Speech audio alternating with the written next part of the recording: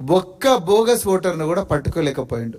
అది ఈ కుట్రకు మొట్టమొదటి సంకేతం.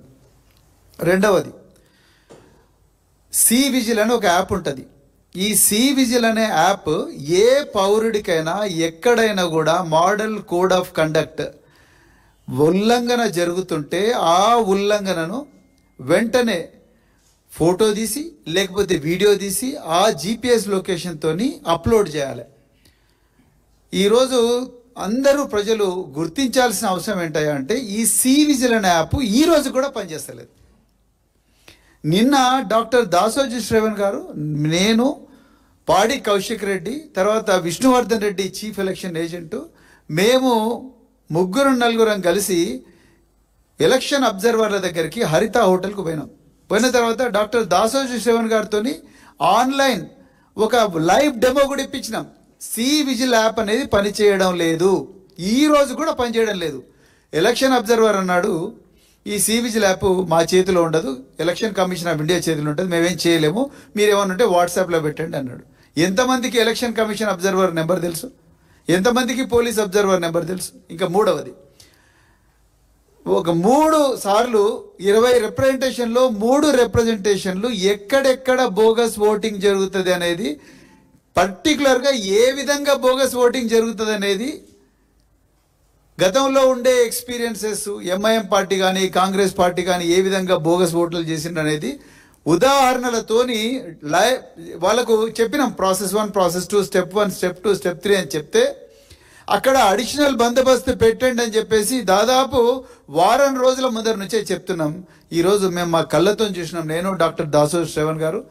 ఆ షేక్పేట డివిజన్లో చాలా బూతులలో కూడా అడిషనల్ బందోబస్తు పెట్టలేదు.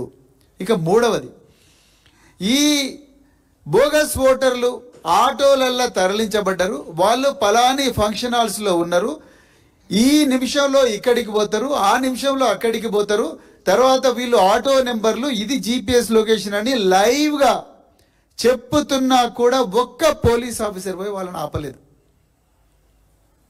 మరి పోలీసు వాళ్ళు బయట నిలబడ్డారు, 5-6 మంది పోలీసు వాళ్ళు. ఎంట్రీ పాయింట్ ఒక దగ్గర పెట్టిండ్రు, ఎగ్జిట్ పాయింట్ ఇంకో దగ్గర పెట్టిండ్రు. ఎగ్జిట్ పాయింట్ నుంచి ఎంట్రీ ఇచ్చిండ్రు, ఎంట్రీ పాయింట్ దగ్గరనే బందోబస్తు పెట్టినట్టు చూపించిండ్రు. ఎగ్జిట్ పాయింట్ నుంచి బోగస్ ఓటర్లందరికీ ఎంట్రీ ఇచ్చిండు. ఇంతకన్నా 20 ఏముంటుంది? ఎంట్రీ పాయింట్లో ఉంటే అందరు చెక్ చేస్తారు.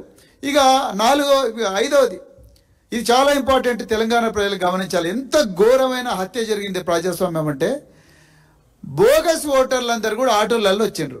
వాళ్ళ చేతిలో జిరాక్స్ కాపీలు ఉన్నాయి, ఎలక్షన్ ఓటర్ ఐడి కార్డులు. అవి ఈ ఓటర్ ఐడి కార్డుల జిరాక్స్ కాపీలో పాపం వాళ్లకు ఈ ఓటర్ పేరుకు వాళ్ళ పేరుకు అసలు సంబంధమే లేదు. వాళ్ళకు మీ తుమారా నామ్ క్యా హై, నీ పేరు ఏం పేరు అంటే వాళ్ళు చెప్పలేకపోతున్నారు, మీ భర్త పేరు ఏంటంటే చెప్పలేకపోతున్నారు, మీ అడ్రస్ ఏంటంటే చెప్పలేకపోతున్నారు. వాళ్ళు లోపలికి పోతున్నారు. వాళ్ళని ఎవరు అడిగేటోళ్ళు లేరు. పోలీసు వాళ్ళని అడగాలి, రెవెన్యూ యంత్రాంగం అని అడగాలి, ఏపీఓ అని అడగాలి, ప్రిసైడింగ్ ఆఫీసర్ అని అడగాలి. లోపల ఏజెంట్లు భయంతో గజగజ వణుకుతున్నారు. నేను, శ్రవణ్ గారు, తర్వాత మిగతా నాయకులు అందరం పోతే అక్కడ పోలీసు వాళ్ళు ఎవరు లేరు. అక్కడ ఉన్న వాళ్ళందరూ కాంగ్రెస్ వాళ్ళు, ఎంఐఎం వాళ్ళు, మీరు ఇక్కడ ఏం చేస్తున్నారు అంటారు. మరి వాళ్ళు ఏం చేస్తున్నారు అక్కడ? వాళ్ళు ఎందుకు వచ్చారు అక్కడికి? సో ఇక్కడ ఈ గడబడి జరుగుతుంటే ఎగ్జిట్ పాయింట్ నుంచి అందరిని కూడా బోగస్ ఓటర్లు లోపలికి పంపించారు. అట్లా వేల బోగస్ ఓటర్లు తీసుకొచ్చిండ్రు. ఈరోజు క్లియర్గా చెప్తున్నా, వాళ్ళు వచ్చిన వాళ్ళకి వాళ్ళ పేరు కూడా తెలియదు. 13 సంవత్సరాల అమ్మాయితో కూడా ఓటేయించారు. మా దగ్గర వీడియో ఉన్నది. 13 సంవత్సరాల అమ్మాయితో కూడా ఓటేయించారు. అది అడిగినందుకు పావని గౌడ్ గారు, అదేవిధంగా సంగారెడ్డి ఎమ్మెల్యే చింత ప్రభాకర్ గారి మీద దాడి చేసిండ్రు. విపరీతంగా బీఆర్ఎస్ నాయకులను ఆ అల్ఫాల్ఫా స్కూల్ దగ్గర కొట్టిండ్రు. ఇలా రామచంద్ర నాయక్ ఒక న్యాయం, గండు సుధారానికి ఒక న్యాయం, మల్లు బట్టి గనక ఒక న్యాయం, తర్వాత శంకర్ నాయక్ ఎమ్మెల్సీకి ఒక న్యాయం, వీళ్ళందరికీ ఒక న్యాయం, బీఆర్ఎస్ నాయకులకు ఇంకో న్యాయం. టోటల్గా ఇది ఒక ప్లాన్ ప్రకారం రేవంత్ రెడ్డి ఎలక్షన్ కమిషన్తో కుమ్మకండి. లేకపోతే ఎలక్షన్ కమిషన్ ఎక్కడ ఫెయిర్గా ఉన్నది? మేము ఎంతో అడిషనల్ బందోబస్తు అడిగినాం. నిజంగా పోలీస్ ఆఫీసర్లు, రెవెన్యూ ఆఫీసర్లు నుండి ప్రతి ఒక్క ఓటర్ను చెక్ చేయాలి కదా, కనీసం ర్యాండమ్గానే చెక్ చేయాలి. పోనీ అన్ని బూతుల్లో చెక్ చేయలేవు, 400 పోలింగ్ స్టేషన్ చెక్ చేయలేవు, కనీసం మేము చెప్పిన సెన్సిటివ్ పోలింగ్ స్టేషన్లో చెక్ చేయాలిగా ర్యాండమ్గా, అది కూడా చేయలేదు. Direct right royal red carpet entry ఇచ్చిండ్రు వాళ్ళందరికీ. ఇంతకన్నా ఘోరమైన హత్య ఉంటుంది. అదేవిధంగా మరి షకీల్, అఖిల్ అని చాలా ఇంపార్టెంట్ నాయకులు, వాళ్ళని తీసుకుపోయి టాస్క్ ఫోర్స్లో అరెస్ట్ చేసింది. మరి కాంగ్రెస్ ఎందుకు అరెస్ట్ చేయలేదు? నిన్న ఇంకొక ఎగ్జాంపుల్ చెప్తాం. ఈరోజు క్యాండిడేట్ నవీన్ యాదవ్ వాళ్ళ ఫాదరు చిన్న శ్రీశైలం యాదవ్ అయిన రౌడీ షీటర్. ఆయనను మధురానగర్ పోలీస్ స్టేషన్లో పోలీసు వాళ్ళు గుడ్ బిహేవియర్ కోసం 108 సిఆర్పిసి ప్రొసీడింగ్స్ కింద బైండ్ ఓవర్ చేసిండ్రు. మరి బైండ్ ఓవర్ చేసిన రౌడీ షీటర్ను పొద్దున్నే మీరు ఆయన ఓటు ఆయన వేసుకొని ఆయన ఇంట్లో కూర్చోబెట్టాలి, లేకపోతే పోలీస్ స్టేషన్లో కూర్చోబెట్టాలి, లేకపోతే వేరే పోలీస్ స్టేషన్కి పంపించండి అని నిన్న స్పెసిఫిక్గా ఎలక్షన్ కమిషన్ అబ్జర్వర్స్కు, పోలీస్ అబ్జర్వర్కు కంప్లైంట్ చేసినాం. ఇవాళ ఉదయం నుంచి సాయంత్రం వరకు చిన్న శ్రీశైలం యాదవ్ మొత్తం అంగడంగడి చేసిండు. బూత్ నెంబర్ 244 to 251 దాకా. అది కూడా లైవ్ లొకేషన్తో ఇచ్చినాం, లైవ్ కామెంటరీ ఇచ్చినాం. కానీ ఒక్కరు కూడా వాళ్ళని పోయి ఆపలేదు. ఉల్టా వద్దిరాజు రవిచంద్ర గారు ఎంపీ మీద, ఎర్రోల శ్రీనివాస్ మీద, పాడి కౌశిక్ రెడ్డి వీళ్ళందరి మీద కూడా దాడి చేసిండ్రు. అసలు దాడి చేయాల్సింది, అరెస్ట్ చేయాల్సింది, వేరే పోలీస్ స్టేషన్కి పంపించాల్సింది ఎవరిని?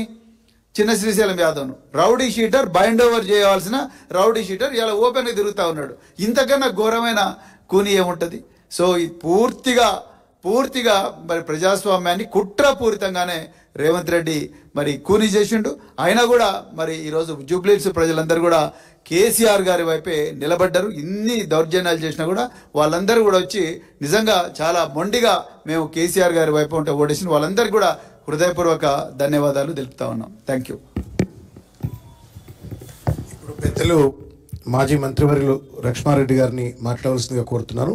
దానికి ముందు ఒక పాయింట్ ఏంటంటే, ఇన్ని అరాచకాలకు పాల్పడినటువంటి ప్రభుత్వం, పోలీసులు, ఎన్నికల సంఘ నియంత్రణలో ఇవాళ ఈవీఎంలు ఉన్నాయి.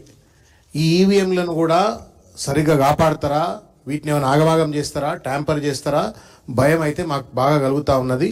కాబట్టి మేము అప్పీల్ ఏం చేస్తూ ఉన్నామంటే, ఈ స్ట్రాంగ్ రూమ్ దగ్గర కేంద్ర బలగాలను, సెంట్రల్ పారామిలిటరీ ఫోర్సెస్ను డిప్లాయ్ చేయాలా.